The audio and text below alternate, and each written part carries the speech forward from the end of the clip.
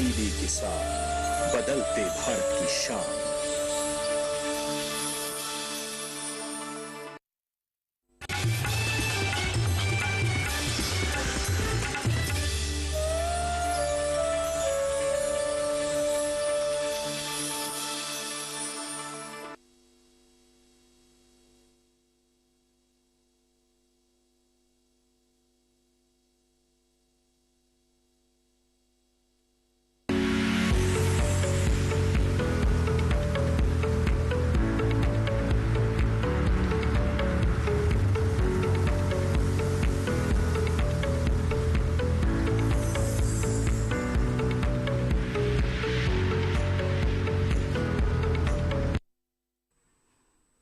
नमस्कार, आप देख रहे हैं दूरदर्शन किसान, हमारे लाइव फोन इन कार्यक्रम हेलो किसान में आप सभी का स्वागत।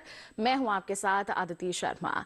किसान भाइयों बहनों, हमारे इस कार्यक्रम में हम रोजाना अलग अलग विषय लेकर आते हैं ताकि उससे संबंधित आपके पास कोई सवाल है तो वो आप हमसे साझा कर सके, उनके जवाब आप जान सके। बता दें आज के हमारे इस कार्यक्रम में भी खेती किसानी से जुड़े अहम विषय हम आपके लिए लेकर आए हैं। क्या है वो विषय, सबसे पहले आपको उसके बारे में हम जानकारी देते हैं। आज हमारे इस कार्यक्रम में बात होने वाली है कृषि शिक्षा एवं स्वरोजगार की। इस पर हम चर्चा करेंगे ही साथ हम आपको जागरूक करेंगे अनानास की खेती के बारे में। आपके पास कोई सवाल है दोनों ही विषयों से संबंधित, आप हमें कॉल कर सकते हैं, अपने सवाल हम तक पहुंचा सकते हैं। क्या है हमारे टोल फ्री नंबर 1800-113060, 1800-113061 हमारे टोल फ्री यानी कि निःशुल्क नंबर है जिस पर आप अगले 1 घंटे के दौरान कॉल कर सकते हैं। और साथ ही बता दें आप हमें ईमेल भी कर सकते हैं। ईमेल आईडी है hellokisan2015@gmail.com। आप इन दोनों ही माध्यमों से लाइव अपने जो सवाल हैं हम तक पहुंचा सकते हैं। हम उन्हें कार्यक्रम में शामिल जरूर करेंगे और उनके जवाब आप तक जरूर पहुंचाए जाएंगे। और कौन पहुंचाएगा उनके जवाब आप तक? हमारे विशेषज्ञ। तो आइए परिचय करवा दें। इस वक्त हमारे साथ डॉक्टर मुकेश कुमार उपस्थित हैं। बता दें ये सहायक प्रोफेसर हैं कृषि विद्यापीठ इग्नू नई दिल्ली में। डॉक्टर कुमार, बहुत बहुत स्वागत है आपका। बहुत बहुत धन्यवाद मैडम आपका। साथ ही साथ हमारे साथ जुड़े हुए हैं लाइव डॉक्टर विश्वजीत दास जी। बता दें ये प्रधान वैज्ञानिक हैं उत्तर पूर्वी पर्वतीय क्षेत्र अनुसंधान परिसर अगरतला त्रिपुरा से। डॉक्टर दास, आपका भी बहुत बहुत स्वागत कार्यक्रम हेलो किसान में। तो बिल्कुल किसान भाइयों बहनों, आज के हमारे इस कार्यक्रम में बता दिया है हमने आपको कि किन विषयों पर होने वाली है यहाँ पर चर्चा। तो आपको बस अब अपना फोन उठाना है, या तो आप हमें कॉल कर सकते हैं या फिर आप हमें ईमेल भी कर सकते हैं। हमारे लेते हैं और सबसे पहले मैं डॉक्टर कुमार यहाँ पर रुक करना चाहूंगी। बात करते हैं हम कृषि शिक्षा और यहाँ पर स्वरोजगार के। स्वरोजगार पर बाद में जाएंगे, लेकिन पहले कृषि शिक्षा के बारे में हम जान लेते हैं। कृषि शिक्षा का महत्व क्यों है, मतलब कृषि शिक्षा इतनी जरूरी क्यों है? देखिए, जब हम कृषि की बात करते हैं, क्योंकि भारत कृषि प्रधान देश है, हम सभी जानते हैं कि भारत की जीडीपी में कृषि का बहुत योगदान है। और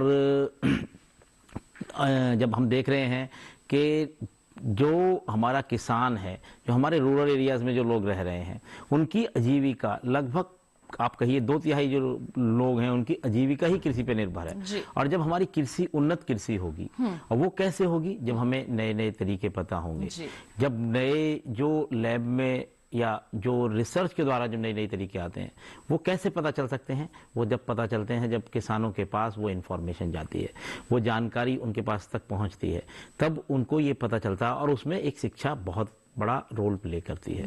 बगैर उसके यदि उनके पास इंफॉर्मेशन नहीं होगी, कौन सी नई वैरायटीज आ रही हैं, कौन सी नई तकनीकें हैं, तो इसमें हम कह सकते हैं कृषि शिक्षा जो है बहुत ही अहम भूमिका निभाती है। और इससे कृषि के क्षेत्र में हमने लगातार यहाँ पर बदलाव होते देखे भी हैं। पहले अनुभवों से खेती होती थी, लेकिन अब ज्ञान भी उसमें शामिल हो गया है और इसमें बहुत ही ज्यादा हम देख रहे हैं सकारात्मक बदलाव देखने को मिल रहे हैं। किस तरह से आप भी कृषि शिक्षा से जुड़ सकते हैं, स्वरोजगार के अवसर अपने लिए यहां पर पैदा कर सकते हैं, इसके बारे में भी आपको जागरूक करेंगे। लेकिन उससे पहले दिखा देते हैं आपको हमारी ये विशेष रिपोर्ट।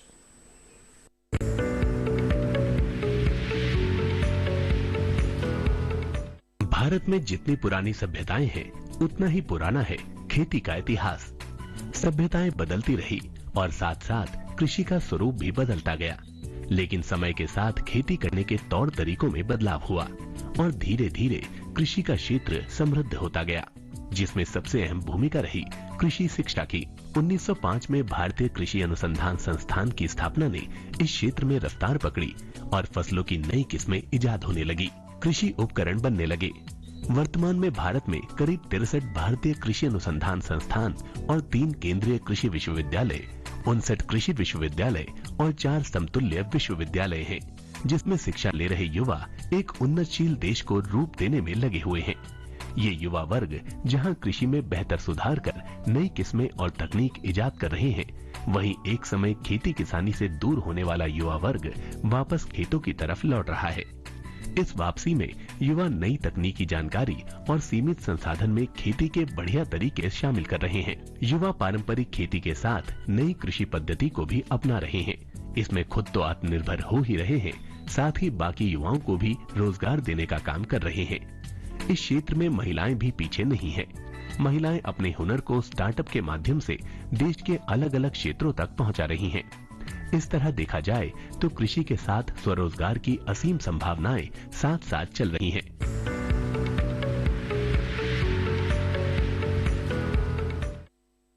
तो देखिए, अभी आप सभी ने यहाँ पर एक विशेष रिपोर्ट, कृषि शिक्षा बेहद जरूरी है, इससे स्वरोजगार के अवसर हमें मिलते हैं। तो किस तरह से हम इस दिशा में अपने कदम बढ़ा सकते हैं, जानेंगे। हमारे विशेषज्ञ से पूरी चर्चा करेंगे इस संदर्भ में। आपके सवाल भी इस विषय के संदर्भ में हम शामिल करेंगे, लेकिन उससे पहले हम बात कर लेते हैं यहाँ पर हमारे दूसरे विषय, जो कि है अनानास की खेती के बारे में, जिसके लिए हम रुख करते हैं डॉक्टर दास का। डॉक्टर दास, अनानास की खेती की अगर हम बात करते हैं तो हमारे देश में क्या स्तर है इसका, कितने अच्छे पैमाने पर की जाती है ये? देखिए, अनानास का खेती जो है उत्तर पूर्वी भारत के सभी राज्यों में बहुत ही अच्छी तरह से होता है। दक्षिण के राज्यों में, केरला, फिर आपका वेस्ट बंगाल में भी बहुत अच्छा होते हैं, तमिलनाडु में कुछ होते हैं, फिर आंध्र प्रदेश में भी उगाया जाता है, गोवा में, फिर उड़ीसा में।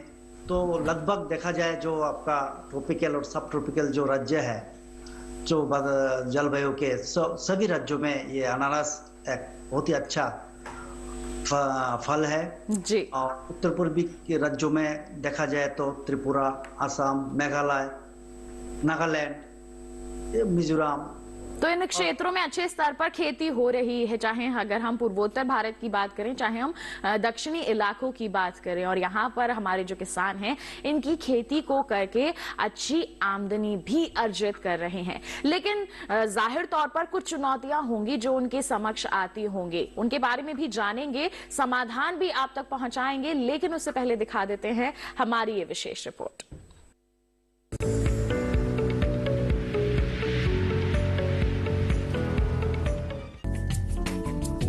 अनानास एक तरह का फल है जिसकी खेती किसान व्यवसायिक फसल के रूप में कर सकते हैं।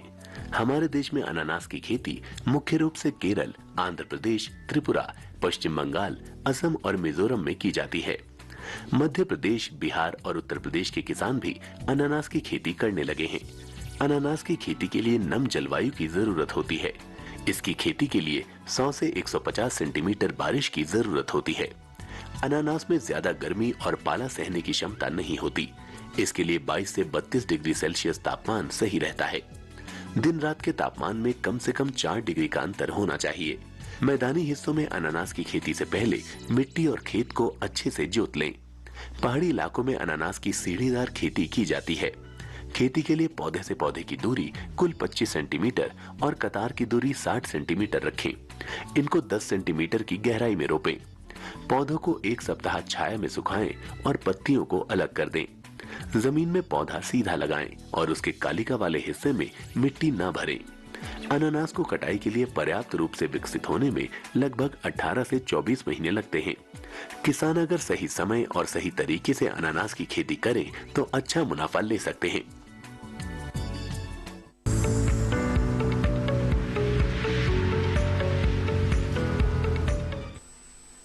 तो देखिए अभी आप सभी ने एक और विशेष रिपोर्ट, और इसी के साथ बता दें कि ईमेल्स का आना शुरू हो गया है और आज की पहली ईमेल हमारे पास यहाँ पर आ गई है। और ये सवाल है डॉक्टर कुमार आपके लिए, ये भेजी है गोंडा उत्तर प्रदेश से शिव शंकर त्रिवेदी जी ने।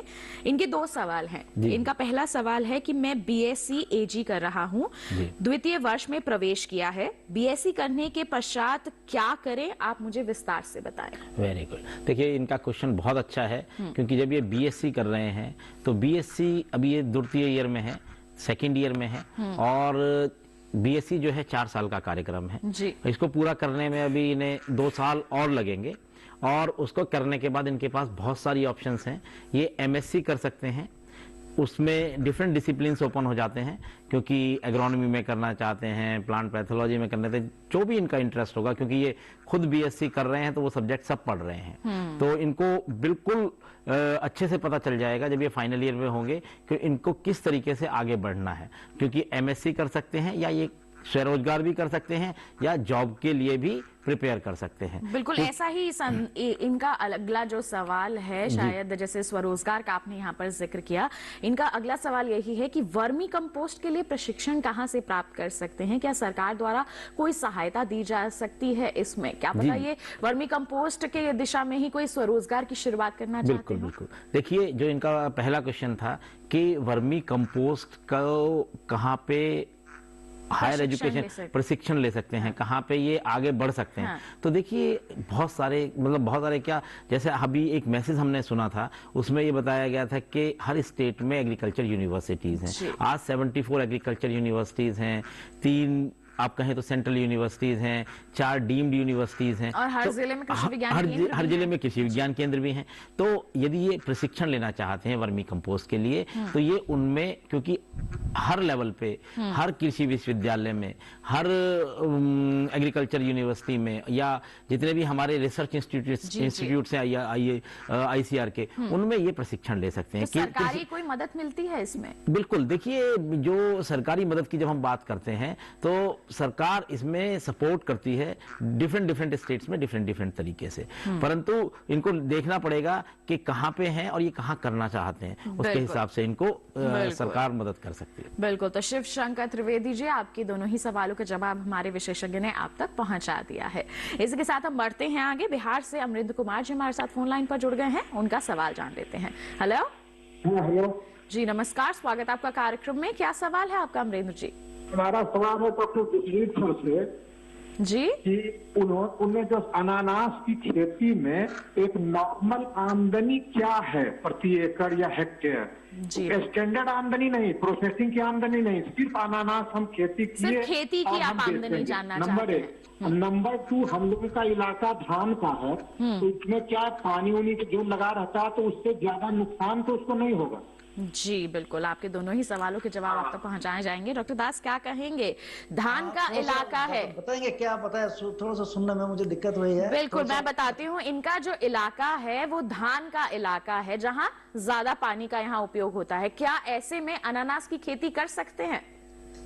आप देखिए, अनानास का खेती धान का जमीन पे तो नहीं हो सकता है, थोड़ा सा ऊंचाई वाली जमीन पे होगा जहाँ पे पानी ना जमे। तो जहाँ पे पानी का आपका जमाव होगा उधर वहां पर थोड़ी कठिनाई हो सकती है। जी बिल्कुल। और साथ ही ये जानना चाहते थे कि ये वैसे हर किसान का सवाल होगा कि अगर अनानास की खेती करते हैं तो आमदनी लगभग कितनी हो सकती है? देखिए आमदनी तो अनानास से मतलब आजकल का जो बाजार में, जैसे त्रिपुरा का ही बोल रहा हूँ मैं, किसान लोग एक अनानास 20 से 25 रुपए का बिकता है, और दिल्ली में जाके 100, 150, 200 रुपए का बिक जाता है जी। तो इसमें आप कैसे बाजारजात कर रहे हैं, इससे ही आपका निर्भर करता है क्या आमदनी होगा। आमतौर पे आपको 30-40 रुपया आपको मिल जाएगा, और इससे आपका हम अंदाजा लगा सकते हैं कि प्रति हेक्टेयर में अगर आप कम से कम कई 4-5 या 6-7 लाख रुपया भी आप कमा सकते हैं। जी बिल्कुल। कहाँ पे बाजार, बिल्कुल इस बाजार में आप भेज रहे हैं, इसके ऊपर बिल्कुल। तो अमरिंदर जी, आपके सवालों के जवाब आप तक पहुंचा दिए गए हैं। इसी के साथ आइए बढ़ते हैं आगे। यहाँ पर हमारे साथ विपिन जी जुड़ गए हैं सागर मध्य प्रदेश से। हेलो। हेलो मैम, नमस्ते। जी नमस्कार, स्वागत आपका कार्यक्रम में। क्या सवाल है आपका? जी मैम, मेरा कृषि शिक्षा से जो सवाल था कि जैसे कोई भी बच्चा है, लड़का, जैसे मेरी उम्र अभी 22-23 साल है और मैं खेती बाड़ी करता हूँ और कुछ आपके यहाँ से भी देख के और आपके तरीके भी करता हूँ। लेकिन मैं जानना चाह रहा था कि कृषि शिक्षा अगर करना चाहता है वैज्ञानिक तरीके से पूरी तरह से, तो उसमें किस तरीके की शिक्षा लेना आवश्यक है और कहाँ पर संपर्क करना चाहिए? और दूसरा सवाल ये था कि कृषि शिक्षा ना ले, अगर सिर्फ हम आपके इसी चैनल को देखते रहें तो क्या पूरी तरह से हम सीख सकते हैं? बिल्कुल, देखिए हमारे तो कोशिश यही रहती है कि हर जो जानकारी है वो आप तक पहुंचा सकें ताकि आप लोग जागरूक हो सकें, और इसके बाद आपको अगर फायदा मिलता है तो इससे अच्छी बात और क्या ही होगी, क्योंकि हमारी मेहनत भी सफल हो रही है और आपकी भी।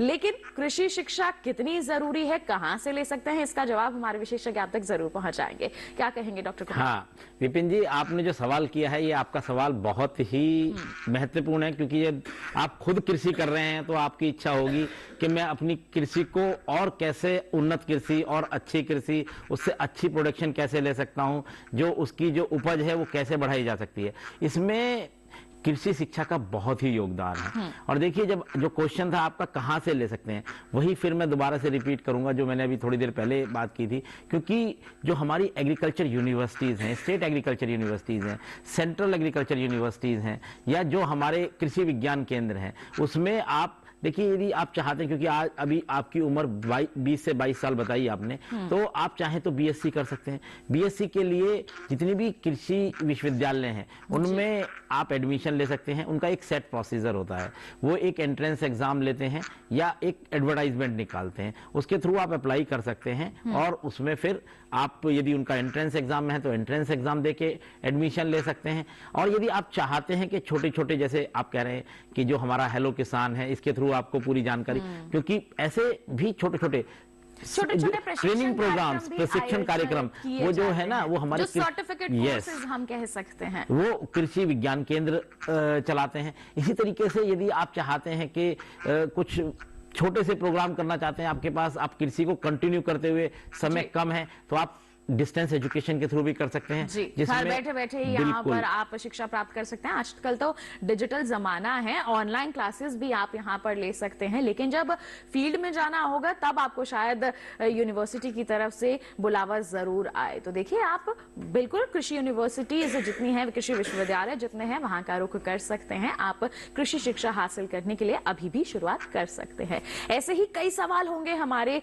दर्शकों के मन में, उनके जवाब भी उन तक पहुंचाएंगे। लेकिन अभी रुक रहे हैं एक छोटे से ब्रेक के लिए। कहीं मत जाइए, देखते रहिए हमारा लाइव फोन इन कार्यक्रम हेलो किसान, और बने रहिए दूरदर्शन किसान पर।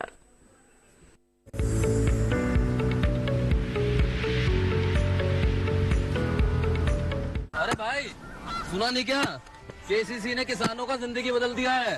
देश के छोटे किसान 1,60,000 रुपये तक का कर्ज बिना किसी गारंटी को ले पाएंगे। ब्याज खोरों से भी पीछा छुटा। मैं तो जैविक खेती का पूरा सामान मंगा लिया, केसीसी का भी कोई दबाव नहीं। ब्याज चुकाने के लिए पूरा 1 साल मिलता है। समय पर भुगतान करने पर केवल 4% के सालाना ब्याज पे लोन मिल गया मुझे। अपना आधार कार्ड, लेटेस्ट फोटो और जमीन के कागजात लेके अप्लाई करो बस। और नामांकन भरने के लिए जेब भी ढीली नहीं करनी पड़ी।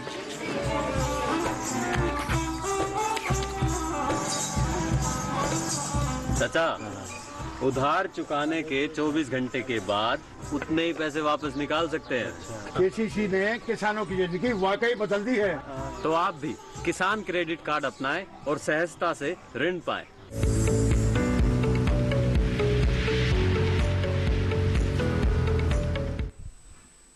ब्रेक के बाद दूरदर्शन किसान के लाइव फोन इन कार्यक्रम हेलो किसान में आप सभी का फिर से स्वागत है।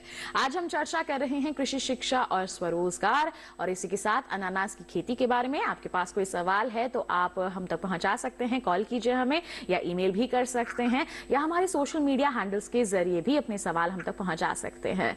हमारे विशेषज्ञ उपस्थित हैं जो आपके सवालों के जवाब आप तक पहुंचाएंगे। इस वक्त एक कॉलर जुड़े हुए हैं गोंडा उत्तर प्रदेश से, आनंद जी। आइए उनका सवाल जान लेते हैं। हेलो। हाँ जी नमस्कार। हेलो मैम जी नमस्कार, स्वागत आपका कार्यक्रम में। क्या सवाल है आपका आनंद जी? हाँ जी, हमारा सवाल ये है कि उत्तर प्रदेश में अनानास की खेती के लिए कौन सी मिट्टी उपयुक्त है और मिट्टी का पीएच मान कितना होना चाहिए, इसके बारे में थोड़ा जानकारी दे दीजिए। बिल्कुल, डॉक्टर दास क्या कहेंगे, उत्तर प्रदेश में क्या संभव है अनानास की खेती? किस तरह की मिट्टी चाहिए, पीएच मान क्या होना चाहिए? देखिए, अनानास का मिट्टी तो जैसे हमारा उत्तर पूर्वी या उड़ीसा का जो मिट्टी है एक दूसरे प्रकार का है। जैसे आपका लेटेराइटिक जो बोलते हैं, लाल लोमी थोड़ा सा रेतीला व मिट्टी होता है मिक्स, तो ये तो एक हुआ। दूसरा जो हम कहते हैं जो इसका जो पीएच जो होता है थोड़ा सा एसिडिक होना चाहिए, जैसे कि 5, 5.5, 6 का नीचे होना चाहिए। अगर उसका आर्द्रता जैसे बोल रहे हैं, जैसे पीएच अगर इसका ज़्यादा हो जाए 7 या आसपास, तो थोड़ा सा इसका फलन में थोड़ा सा दिक्कतें होती है। और दूसरा है इसका जो आपका टेम्परेचर है, जो इसका जो बोला गया है, जो ठंड ज़्यादा नहीं होना चाहिए। जैसे 5, 6, 7 डिग्री अगर लोएस्ट टेम्परेचर सर्दी में रहे, या हाईएस्ट टेम्परेचर तो 35 डिग्री या 40 डिग्री भी जाए तो कोई प्रॉब्लम नहीं है, लेकिन इससे ज़्यादा जाए तो पत्ते में थोड़ा सा दिक्कतें होती है इसका। तो ये सारा जो देखा गया, ये पूर्वोत्तर भारत और दक्षिण भारत तो हम कह सकते हैं कि उत्तर प्रदेश की अगर हम बात करते हैं तो थोड़ी कठिनाई होगी यहाँ पर इसकी खेती करने के लिए, यही जवाब रहेगा। और देखिए किस तरह की मिट्टी चाहिए होती है, किस तरह का तापमान चाहिए होता है, हमारे विशेषज्ञ ने इसके बारे में बता दिया है। और बता दें आपको, हमारे दर्शकों के सवाल लगातार हम तक पहुंच रहे हैं। इंस्टाग्राम के माध्यम से भी अभी एक सवाल आया है। डॉक्टर कुमार, ये सवाल आपके लिए है। जी। रितेश भारती जी का सवाल है, छपरा बिहार से। इन्होंने लिखा है, मैं कृषि क्षेत्र में अपना भविष्य बनाना चाहता हूं, मैं ग्रेजुएट हूं, बीकॉम की पढ़ाई की है इन्होंने। क्या मैं अभी भी कृषि में पढ़ाई कर सकता हूं? कितने दिन का मिनिमम कोर्स है? कहां से शुरुआत कर सकता हूं? देखिए जागरूक हो रहे हैं हमारे युवा, क्या कहेंगे आप? बिल्कुल, देखिए इन्होंने जो क्वेश्चन किया है बहुत ही अच्छा है। और देखिए इन्होंने बीकॉम किया है और ये कृषि में अपनी शिक्षा आगे बढ़ाना चाहते हैं। तो बीकॉम के बाद आप, क्योंकि आप चाहते हैं छोटा प्रोग्राम हो और कम से कम समय में कर पाएं, तो मैं आपको बताऊं, जितने भी कृषि विज्ञान केंद्र हैं वो छोटी छोटी ट्रेनिंग कराते हैं, 1 हफ्ते से लेके 3 महीने तक की, 6 महीने तक की। और फिर जैसे अभी हम बात कर रहे थे, ओपन एंड डिस्टेंस लर्निंग के थ्रू भी आप कर सकते हैं, ऑनलाइन के थ्रू भी कर सकते हैं। और ओपन एंड डिस्टेंस लर्निंग में कुछ ऐसे प्रोग्राम्स हैं जो 6 महीने की ड्यूरेशन के हैं, बट उसमें एक फ्लेक्सिबिलिटी भी होती है कि आपके पास यदि समय का अभाव है और आप कोई कोर्स पूरा नहीं कर पाए तो आप कुछ एक्स्ट्रा समय में कर सकते हैं। तो इस तरीके से 6 महीने के प्रोग्राम से लेकर आप 1 साल, 2 साल, और यदि आप डिग्री करना चाहेंगे तो जैसे मास्टर्स कर सकते हैं, उसमें 2 साल की ड्यूरेशन होती है। बिल्कुल। तो रितेश जी, आपके सवाल का जवाब हमारे विशेषज्ञ ने आप तक पहुंचा दिया है। अब कहाँ जाना है आपको, आप जानते हैं। उत्तर प्रदेश से राम रक्षा जी फोन लाइन पर जुड़े हुए हैं, आइए उनका सवाल जान लेते हैं। हेलो नमस्कार, स्वागत है आपका कार्यक्रम में। क्या सवाल है आपका राम रक्षा जी? अपना सवाल पूछिए, क्या जानना चाहते हैं? है कि खुले में भी वर्मी कंपोस्ट किया जा सकता है? खुले में भी वर्मी कंपोस्ट काम किया जा सकता है? खुले में भी वर्मी कंपोस्ट तैयार किया जा सकता है या फिर नहीं, यही जानना चाहते हैं आप? हेलो हेलो जी राम रक्षा जी, यही सवाल है ना आपका? सवाल हमने पूछ दिया है, जवाब मिल रहा है। बिल्कुल, तो ये वर्मी कंपोस्ट के बारे में यहाँ पर जानना चाहते हैं। देखिए हम कृषि शिक्षा और अनानास की खेती के बारे में बात करें। डॉक्टर कुमार, आप कुछ कहना चाहेंगे यहाँ पर? देखिए, वर्मी कंपोस्ट के लिए एक सेट नॉर्म्स होती है, उसके हिसाब से कर सकते हैं, क्योंकि खुला क्या एक स्पेस चाहिए आपको, उसको थोड़ा कवर करना होता है। और कई जगह ओपन में भी करते हैं, क्योंकि वर्मी कंपोस्ट बनाने के लिए आपको जो बेसिकली बायोडिग्रेडेशन है, जो आपके पास मटेरियल है, उसको आपको डिग्रेड करना है। तो इस तरीके से कर सकते हैं।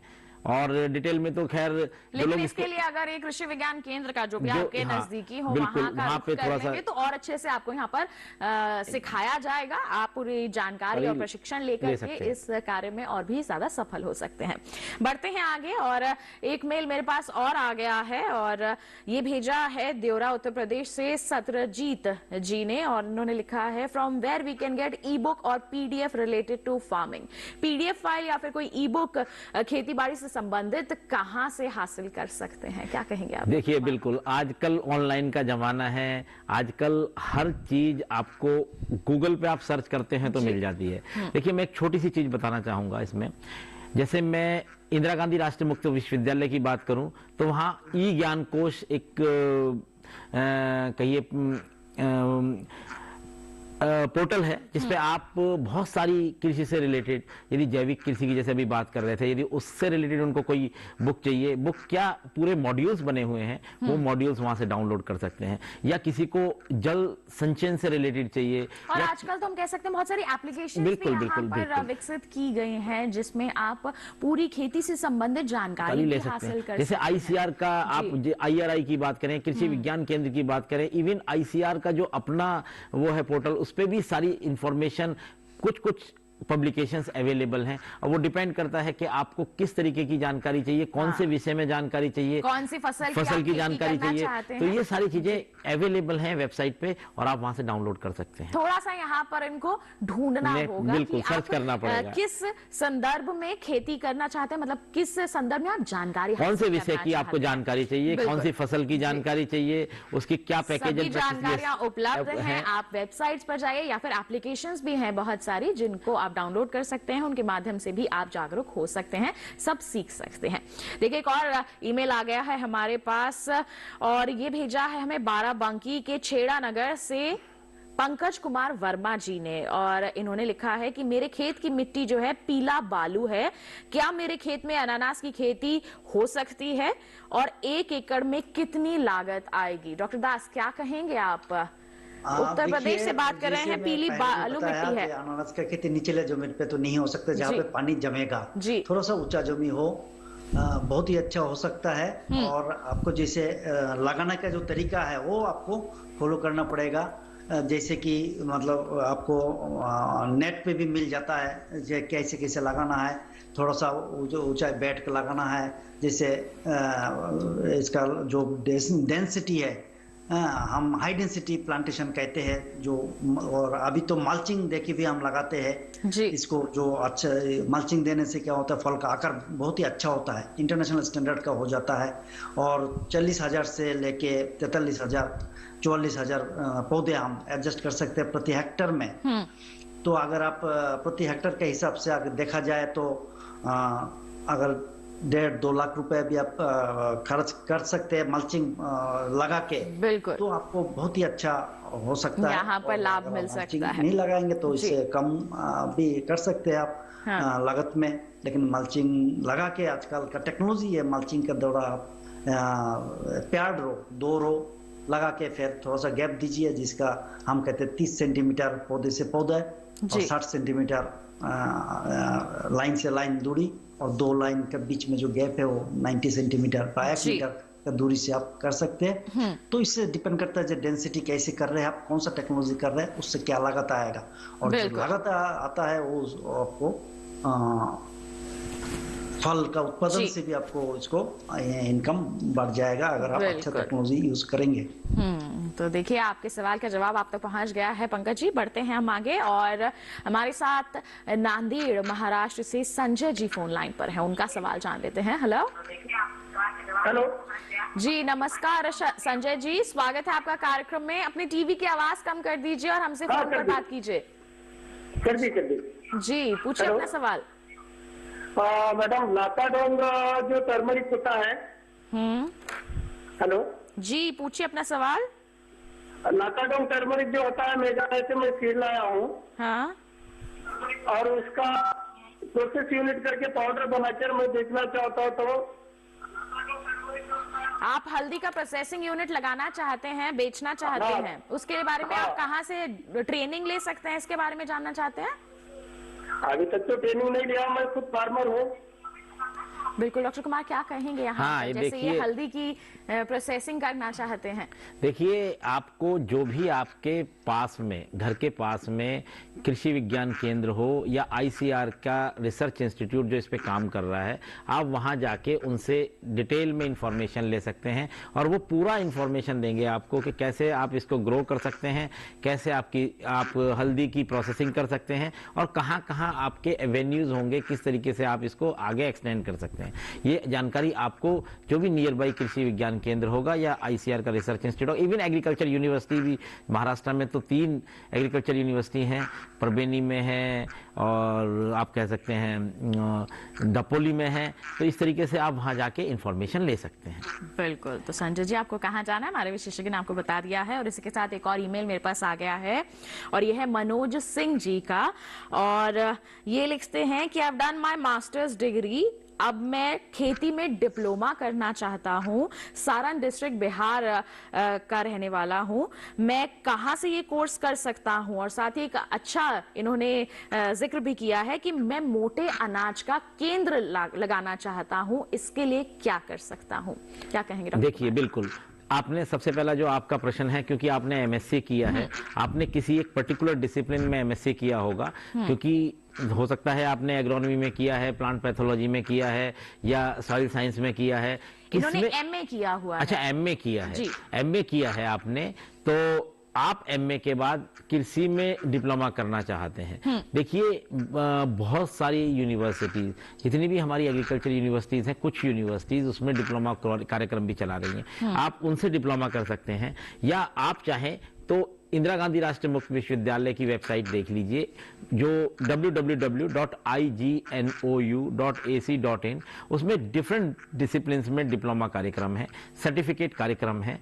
डिप्लोमा में जैसे बात करें तो फूड प्रोसेसिंग इंडस्ट्रीज से रिलेटेड, जैसे diploma in value added products from fruits and vegetable है, डिप्लोमा इन मीट टेक्नोलॉजी है, डिप्लोमा इन डेयरी टेक्नोलॉजी है, डिप्लोमा इन वाटरशेड है, और इसी तरीके से डिप्लोमा इन हॉर्टिकल्चर भी है। तो आप ये देखिए कि आप कौन सा डिप्लोमा करना चाहते हैं और उसमें आप एडमिशन ले सकते हैं, क्योंकि इंदिरा गांधी राष्ट्रीय मुक्त विश्वविद्यालय में दाखले अभी चल रहे हैं और आप उसमें दाखला ले सकते हैं। और आपका जो दूसरा क्वेश्चन था कि आप मोटे अनाज का एक भंडारण केंद्र या प्रोसेसिंग केंद्र लगाना चाहते हैं, तो उसके लिए आपको जो जानकारी है वो फिर वही हम पहुंचेंगे, क्योंकि कृषि विश्वविद्यालय में जाना पड़ेगा, या फिर आपको डिटेल में जानकारी के लिए केवी केस जो हैं, जो आपके पास में होंगे, आप उनसे ले सकते हैं। इस तरीके से आप ये कर सकते हैं। बिल्कुल। तो क्या करना है आपको मनोज जी, पता चल चुका है अब आपको। हमारे साथ इस वक्त भोपाल मध्य प्रदेश से सुनील जी फोन लाइन पर जुड़ गए हैं, आइए उनका सवाल जान लेते हैं। हेलो नमस्ते। नमस्कार, स्वागत आपका कार्यक्रम में। क्या सवाल है? चाह रहा था, मुझे अनानास के बारे में जानकारी चाहिए थी, ये कब लगाया जाता है और MP की भूमि में क्या मुमकिन है? मध्य प्रदेश में क्या इसकी खेती की जा सकती है या नहीं? डॉक्टर दास, क्या कहेंगे आप?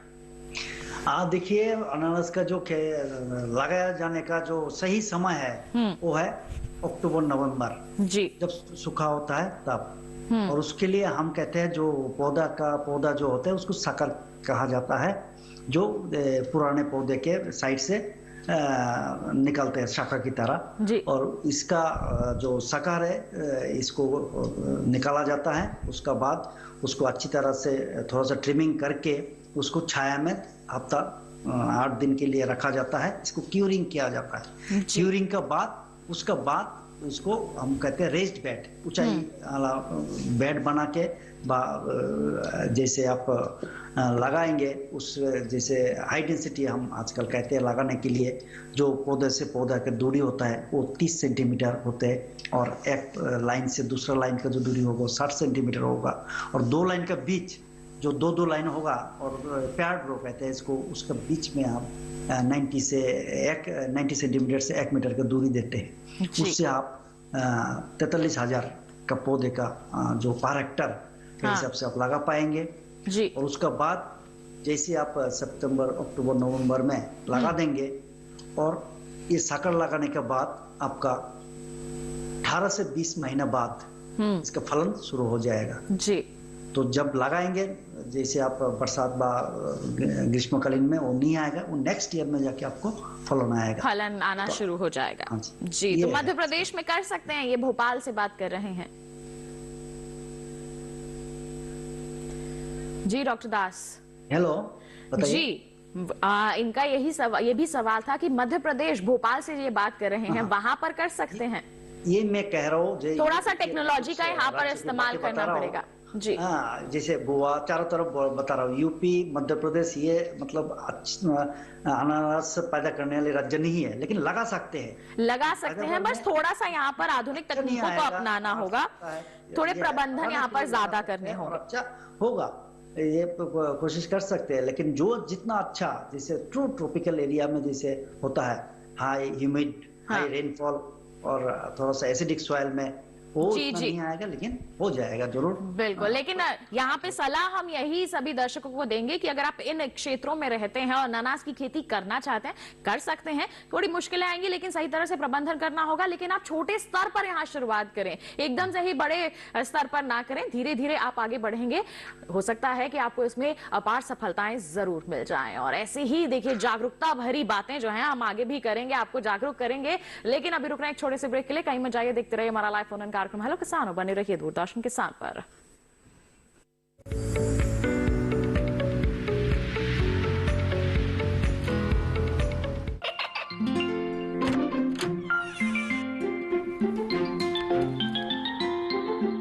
ये क्या हो रहा है? काशवी, इतने कम मार्क्स? काशू बेटा पढ़ा करो, पढ़ोगी नहीं तो आगे कैसे बढ़ोगी? मम्मा, मैं भी तो आपसे यही कहना चाहती हूँ, पढ़ा करो। आप पढ़ोगे नहीं तो आगे कैसे बढ़ोगे? मतलब? वो देखो, सिर्फ बैक पर छपा ऑर्गेनिक नहीं, ऑर्गेनिक का निशान पहचानिए। पीजीएस ऑर्गेनिक का ये लोग उन किसानों की पहचान है जो आज भी परंपरागत विधि से रसायन मुक्त खेती कर आपके लिए शुद्ध फसल उपजा रहे हैं।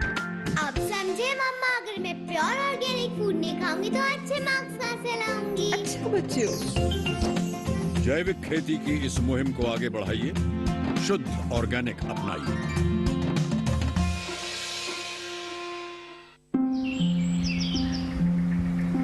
अरे क्या कर रहा है? इधर इधर इधर, हम बोल रहे हैं, तेरे बीजू का पुतला बोल रहा है। हाँ, पक्षियों से तो हम खेत को बचा लेते हैं, पर इन घातक रसायनों से कैसे बचाएं? मतलब? देख बेटा, तू जो ये अंधाधुंध रसायन मिलाता है ना, मिट्टी की सेहत बिगड़ने लगी है, और जब माटी ही कमजोर पड़ जाएगी तो उपज कैसे सेहतमंद होगी? अरे पहले ऐसा नहीं था, पूछना अपने बड़े बुजुर्गों से, कैसे फसल लहलहाती थी, शुद्धता झलकती थी। हाँ, माटी भी तंदुरुस्त और लोग भी। पहली वाली बात कहाँ? पर अब तो सभी डाले हैं। सब नहीं, आज भी लाखों जागरूक किसान परंपरागत विधि से फसल उगा रहे हैं, खर्चा कम और उपज की कीमत भी बेहतर पा रहे हैं। ठीक है भाई, मैं भी आज से जैविक खेती शुरू करूंगा। माटी से प्रेम की परंपरा है परंपरागत खेती।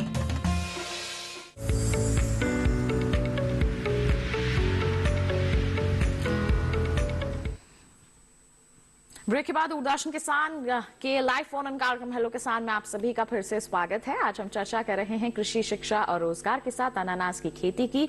आपके पास कोई सवाल है तो आप बेझिझक हमें कॉल कर सकते हैं, हमें ईमेल कर सकते हैं, सोशल मीडिया हैंडल्स के माध्यम से भी अपने सवाल हम तक पहुंचा सकते हैं। हमारे जो विशेषज्ञ हैं उपस्थित हैं हमारे साथ आपके सवालों के जवाब आप तक पहुंचाने के लिए। इस वक्त भी बता दें, कॉलर जुड़े हुए हैं रामपुर उत्तर प्रदेश से जहीन जी। आइए जान लेते हैं क्या है उनका सवाल।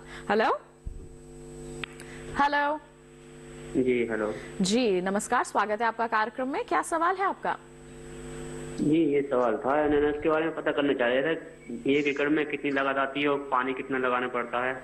अनानास की खेती के बारे में आप जानना चाहते हैं कि अगर 1 एकड़ में लगाते हैं तो कितना पानी लगता है, कितनी लागत आती है। लगातार हमारे डॉक्टर दास बता रहे हैं, लेकिन एक बार फिर गुजारिश करेंगे, डॉक्टर दास क्या कहेंगे आप?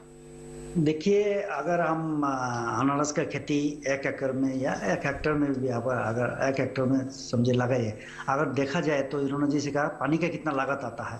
अनारस एक ऐसे पौधा है जिसमें पानी का बहुत ही कम खपत होती है, क्योंकि अनारस ऐसा है, उसका पत्ते का गठन ऐसा है और इसका पानी का जो गर्मी में भी पानी का जो निकासी है पत्ते से वो कम होता है और इसी वजह से उसमें तो पानी का बहुत ही कम लागत होता है। मैं बताता हूँ आपको, जैसे बरसात में तो पानी चाहिए नहीं होता है, सिर्फ चाहिए होता है आपको जो जाड़े का मौसम होता है उसमें आपको थोड़ा बहुत पानी देने से हो जाता है।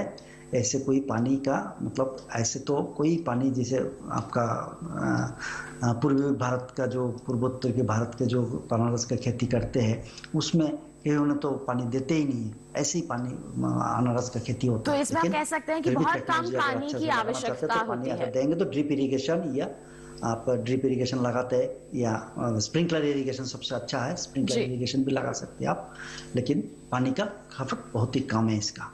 बिल्कुल। और खर्च की अगर हम बात करें तो ये आपने थोड़ी देर पहले जिक्र किया था कि 1 से 1.5 लाख के बीच में खर्च यहाँ पर आ सकता है। जी डॉक्टर दास। हाँ जी वही है। बिल्कुल। तो अगर 1 एकड़ में आप लगाना चाहते हैं तो 1 से 1.5 लाख तक का खर्च आ सकता है। और पानी की हम यहाँ पर बात करें तो पानी 1 लाख तक बहुत कम जरूरत होती है। बढ़ते हैं आगे, एक और मेल हमारे पास आ गई है जिन्हें शामिल करते हैं।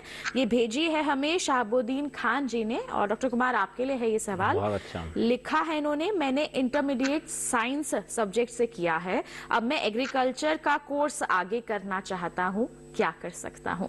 कहाँ से भेजा है इसका कोई जिक्र नहीं किया है इन्होंने। चलिए कोई बात नहीं, जो भी क्वेश्चन है इनका बहुत अच्छा क्वेश्चन है, क्योंकि जब इन्होंने इंटरमीडिएट किया है और साइंस से किया है, जब हम एग्रीकल्चर की बात करते हैं तो वो भी साइंस बेस्ड है, बेसिकली साइंस बेस्ड है। तो और ये चाहते हैं कि एग्रीकल्चर में अपनी एजुकेशन को बढ़ाएं। तो देखिए जो भी हमारे एग्रीकल्चर के यूनिवर्सिटीज़ हैं उनमें बीएससी अवेलेबल है। तो और उनका एक सेट प्रोसीजर है, वो एडवर्टाइजमेंट निकालते हैं एडमिशन के लिए। तो आप रेगुलर न्यूज़पेपर को देखिए जो आपके पास में एग्रीकल्चर यूनिवर्सिटी है, क्योंकि आजकल सारी इंफॉर्मेशन सभी की सारी यूनिवर्सिटी की वेबसाइट पे अवेलेबल है। तो आप क्योंकि जो एडमिशन का प्रोसीजर है वो लगभग हर विश्वविद्यालय में जुलाई के बाद शुरू होता है, जुलाई से लेके अगस्त सितंबर तक। बट यदि एंट्रेंस लेती है तो वो फरवरी मार्च अप्रैल के बाद शुरू कर लेते हैं। मार्च अप्रैल में एंट्रेंस एग्जामिनेशन की डेट आती है, आप फिर अप्लाई करते हैं, फिर वो जून जुलाई में एंट्रेंस होता है, फिर उसका रिजल्ट आता है, अल्टीमेटली वो जुलाई अगस्त सितंबर तक आपका एडमिशन हो जाता है।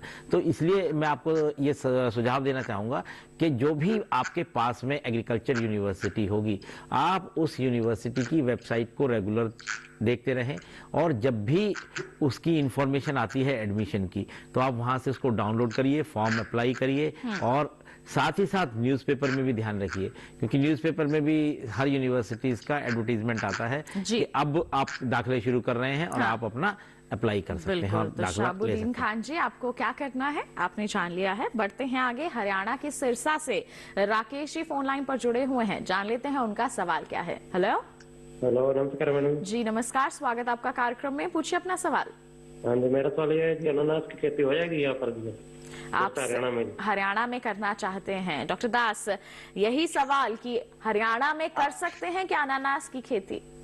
जैसे आपने भी बताया, हमने भी बताया जी, अनानास की खेती अगर हरियाणा में करना चाहते हैं तो देखिए छोटे आकार पे कर सकते हैं, छोटे सी शुरुआत यहाँ पर कर सकते हैं जी। पहले बहुत ही ज्यादा जमीन पे ना लगा के पहले देखे कैसा हो। अगर किसी को पौधा चाहिए तो मैं थोड़ा सा इधर से सैंपल भेज सकता हूँ, हाँ वो अगर हमें संपर्क करें हम भेज देंगे, वो लगा के देख सकते हैं। लेकिन मैं ये कभी नहीं कहूँगा जो आप इतना एकड़ में इतना हेक्टेयर में पहले लगा दीजिए, और फिर अगर सफलता नहीं हुई तो काफी नुकसान उठाना पड़ सकता है जी। कश्मीर से एरिया से विंटर में बहुत ही चिलिंग टेम्परेचर होता है, उससे थोड़ा सा दिक्कतें होती है। तो इसीलिए मैं यही सलाह दूंगा उनको जो आप थोड़ा सा एक्सपेरिमेंटल के बेसिस पे आप लगाए। बिल्कुल चल रहा है तो कोई बात, एक छोटे स्तर पर यहाँ पर आप निश्चित तौर पर शुरुआत कर सकते हैं। और ऐसा ही देखिए सवाल हमारे पास एक और आ गया है, ईमेल आ गई है। हमारे जो दर्शक हैं वो जागरूक हो रहे हैं, अनानास की खेती करना चाहते हैं, पूरे देश भर से हमारे पास सवाल आ रहे हैं। और एक और सवाल मेरे पास जो है वो भेजा है हमें नितिन चौहान जी ने। इन्होंने लिखा है कि अनानास की खेती किस मिट्टी में कर सकते हैं, किस समय कर सकते हैं, किस जगह की जा सकती है। इन्होंने ये खुद कहाँ के हैं इसका जिक्र नहीं किया है, लेकिन एक जनरल सा सवाल पूछा है जिसके बारे में आप बता चुके हैं, लेकिन हम चाहेंगे एक बार फिर आप दर्शकों को यहाँ पर जागरूक जरूर करें। देखिए, पहले तो ये अनानास का खेती अगर करेंगे उसी जमीन पे कर सकते हैं जहाँ पे पानी जमाव ना हो जी, ऊंचाई का जमीन हो, और जैसे कि दूसरे भी मिट्टी होते हैं, सब्जी फसल लगाते हैं उसी मिट्टी में होता है, और थोड़ा सा पीएच का मात्रा जो है वो अम्लता की तरफ हो, pH 7 की तरफ ना हो। इसीलिए जैसे कि हरियाणा व पंजाब का मिट्टी थोड़ा सा सोडिक होता है ना, लेकिन उत्तर पूर्वी भारत का थोड़ा सा एसिडिक होता है, उसमें ह्यूमिडिटी अच्छा होता है, बारिश ज्यादा होता है। बारिश से जैसे उत्तर पूर्वी एरिया में बहुत ही 2,500 mm में बारिश होता है। तो उसके बाद आपको जैसे कि आप अगर लगाना चाहते हैं तो उसका क्या समय रहता है?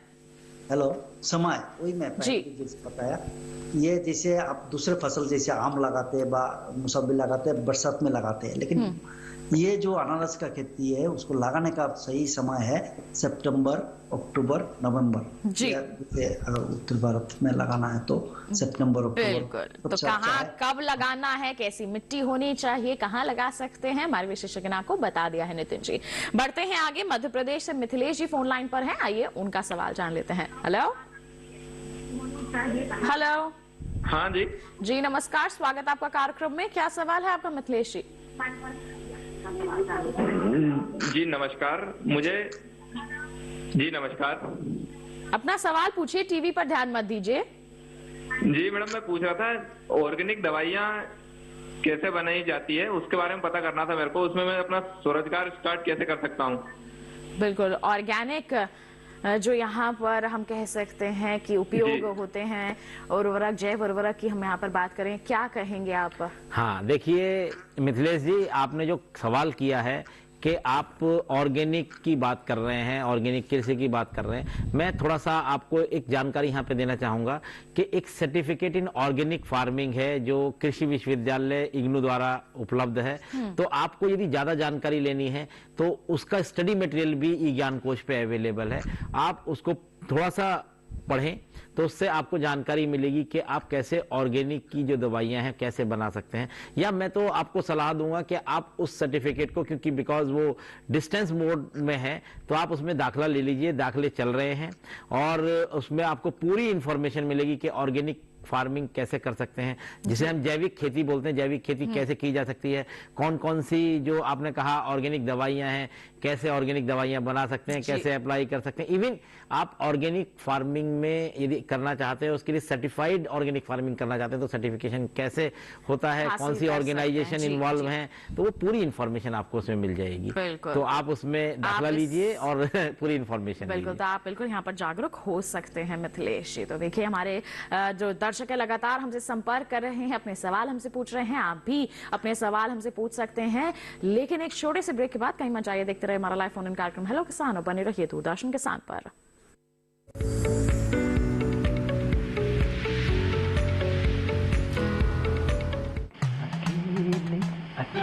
अरे वाह भैया, अकेले अकेले। अरे तू भी ले, पर खाएगा कैसे? मैं ऑर्गेनिक खेती की बात कर रहा रे बेटे। अकेले अकेले खेती कब तक करेगा? मतलब गांव में 20-25 किसानों का समूह बना के पंजीकरण करवा ले, फिर सरकारी ट्रेनिंग भी मिलेगी और मुफ्त जैविक बीज खाद भी। फिर बीजीएस ऑर्गेनिक की सरकारी मोहर के साथ तेरी उपज आकर्षक पैक में पहुंचेगी बड़े बाजार तक। अच्छा? हाँ। अरे भाई कहाँ चल दिया? सबको साथ लाने, आमदनी बढ़ाने।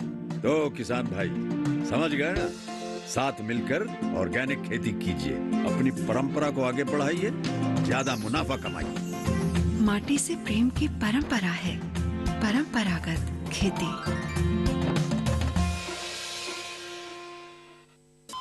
अरे सुन तो। मुझे क्या सुनाना चाहते हो? जो सुनाओ मेरी सौतन को। किसको? अरे वही तुम्हारा मोबाइल फोन जिससे सुबह शाम दिन रात चिपके रहते थे और कहते थे किसान कॉल सेंटर से बातें हो रही हैं। अच्छा ये बात है। हाँ क्यों, क्या हुआ? अब बात नहीं होती क्या? अब तो झट से बात हो जाती है। ऐसा क्या? हाँ, अब तो ज्यादा लाइनें और खास तकनीक के कारण खेती के माहिरों से तुरंत बात हो जाती है और अगर कभी लाइन व्यस्त हो तो अपनी समस्या फोन पर रिकॉर्ड करा दो, वहाँ से फोन आ जाता है और समस्या की हल का मैसेज भी आ जाता है। ये देखो आ गया। अरे वाह, इसका मतलब इंतजार की घड़ी अब खत्म। हाँ। तभी मैं सोचूं कि आजकल मुझ पर इतना प्यार क्यों आ रहा है। कृषि संबंधी समस्याओं का अपनी भाषा में तुरंत हल पाने के लिए पूरे भारत में किसी भी फोन से हेल्पलाइन नंबर पर संपर्क करें। किसानों का दोस्त किसान कॉल सेंटर।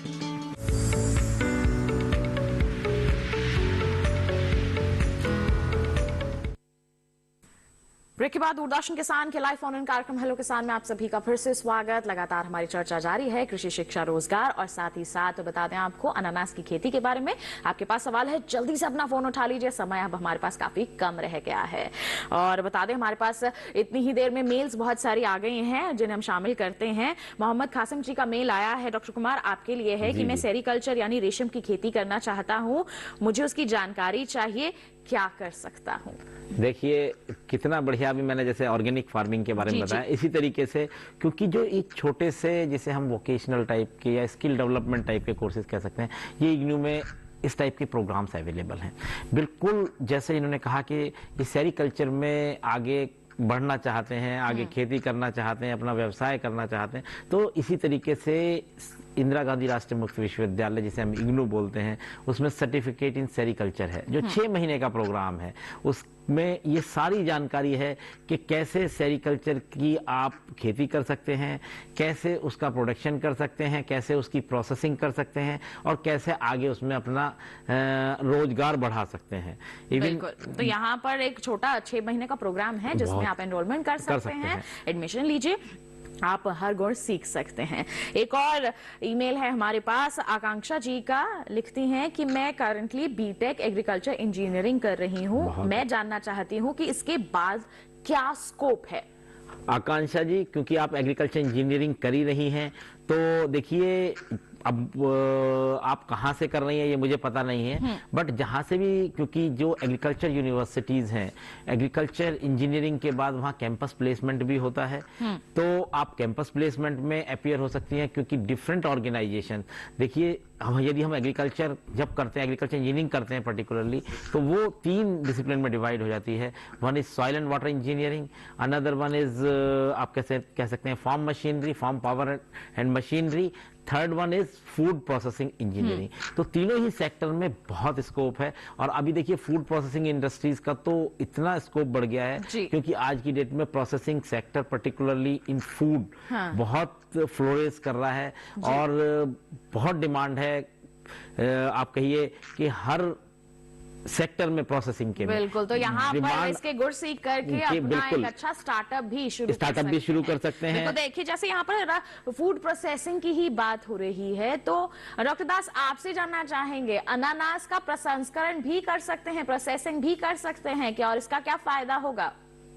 बिल्कुल, ये तो अनानास का मैं आपको कह रहा हूँ, जे इसका जो वेराइटी क्यू है वो वेराइटी है ही प्रोसेसिंग टाइप, और क्वीन जो वैरायटी है वो फ्रेश कंजम्पशन के लिए। क्यू का जो आकार है वो कैनिंग के लिए स्लाइस बना के ऑटोमेटिक प्रोसेसिंग मशीनरीज होते हैं जो सब कुछ ऑटोमेटाइज्ड होता है, जैसे कि आपका इसका वॉशिंग, ग्रेडिंग, सॉर्टिंग, उसके बाद आपका जो कलिंग होता है, मतलब स्पिलिंग होता है इसका, उसके बाद ऑटोमेटिक स्लाइसिंग होके आपका जो सोल्यूशन होता है उसमें करके डिब्बा में जो बंद होता है इसका पूरा ये, उसके बाद जैम, जेली, कैंडीज भी बनाई जा सकती हैं यहाँ पर, अचार भी बनता है, फिर जूस बनता है। इवन आपका नॉर्थ ईस्ट का जो मेघालय राज्य जो है, ये दूसरे में उसका वाइन भी बनाता है। बोतल वाइन का आपका 600, 700, 1000 रुपए का बोतल बिकता है। बिल्कुल, तो देखिए यहाँ पर आप प्रोसेसिंग की ओर भी अगर बढ़ते हैं तो काफी फायदा आपको मिल सकता है। कई तरह के उत्पाद हैं जो आप तैयार कर सकते हैं और उसकी बिकवाली करके अच्छी आमदनी आप अर्जित कर ही सकते हैं। और जैसे डॉक्टर कुमार ने यहाँ पर जिक्र किया था कि आप इसके लिए प्रशिक्षण भी ले सकते हैं, इस दिशा में भी काफी स्कोप है, काफी सफलताएं हासिल की जा सकती हैं। डॉक्टर दास, आपका बहुत बहुत धन्यवाद देना चाहेंगे, आप हमारे साथ यहाँ पर जुड़े, आपने सभी को अनानास की खेती के प्रति जागरूक किया और बहुत सारे दर्शक जागरूक हुए भी हैं। बहुत बहुत धन्यवाद आपका। और साथ ही हमारे साथ डॉक्टर कुमार यहाँ पर उपस्थित हैं। देखिए मेरे पास समय बहुत कम है, बस कम शब्दों में मैं चाहूंगी कृषि शिक्षा के बारे में आप एक महत्व हमारे सभी दर्शकों को बता दें। देखिए क्योंकि अब हमने इतनी सारी चर्चा की जी। और हमने जाना कि अपने आप में जब हम शिक्षा ले लेते हैं तो जानकारी मिलती है और उससे हम हर चीज अच्छे तरीके से कर सकते हैं। तो ऐसी तरीके से यदि हम खेती तो अच्छे से कर ही सकते हैं। जैसे हमारा यहाँ पर टॉपिक था स्वरोजगार, जिसके बारे में हम विस्तार से चर्चा नहीं कर पाए। आप स्वरोजगार की दिशा में भी बढ़ सकते हैं। आप स्टार्टअप शुरू कीजिए। जब आपके पास ज्ञान होगा तो निश्चित तौर पर आप अपने लिए कुछ अलग करने के लिए सोचेंगे, अपने कदम बढ़ाएंगे और निश्चित तौर पर उसमें आदित्य जी मैं थोड़ा सा एक चीज कहना चाहूंगा। जब आपने स्टार्टअप की बात की है तो गवर्नमेंट भी स्टार्टअप में बहुत सपोर्ट कर रही है। यदि आप कोई कृषि से रिलेटेड स्टार्टअप करना चाहते हैं तो आप स्टार्ट कीजिए और सरकार आपको सहायता करेगी और आप उसमें सफल हो सकते हैं। बहुत बहुत धन्यवाद डॉक्टर कुमार, आपका इतनी जागरूकता भरी जानकारियां सभी तक पहुंचाने के लिए बहुत बहुत थैंक यू आदित्य जी। और सभी श्रोताओं का भी बहुत, दर्शकों का भी बहुत बहुत धन्यवाद। आज के हमारे इस कार्यक्रम में जान लिया आपने विस्तार से कृषि शिक्षा, स्वरोजगार और अनानास की खेती के बारे में। अब अगले कार्यक्रम में किस विषय पर होगी चर्चा, आइए आपको बता देते हैं। अगले कार्यक्रम में हम चर्चा करेंगे भिंडी की खेती के बारे में। इस संदर्भ में जो भी सवाल हैं आप तैयार कर लीजिए। रबी फसलों में खरपतवार नियंत्रण पर भी चर्चा होगी। सवाल शामिल किए जाएंगे, जवाब आप तक पहुंचाए जाएंगे। पहले ही आप सवाल तैयार करके हम तक पहुंचा दीजिए। ईमेल कीजिए हमें hellokisan2015@gmail.com हमारी ईमेल आईडी है। साथ ही आप सोशल मीडिया के माध्यम से जुड़ सकते हैं, चाहे ट्विटर है, इंस्टाग्राम है, फेसबुक है। आप इन तीनों ही हैंडल्स के माध्यम से अपने सवाल हम तक पहुंचा सकते हैं। और साथ ही आपको बता दें कि आप अपना सवाल पहले ही रिकॉर्ड भी करवा सकते हैं।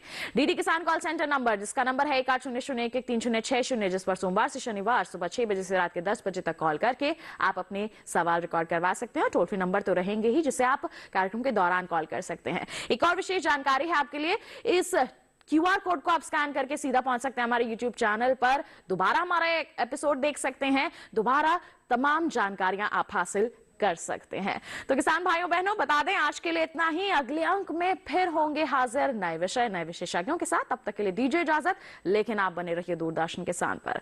नमस्कार।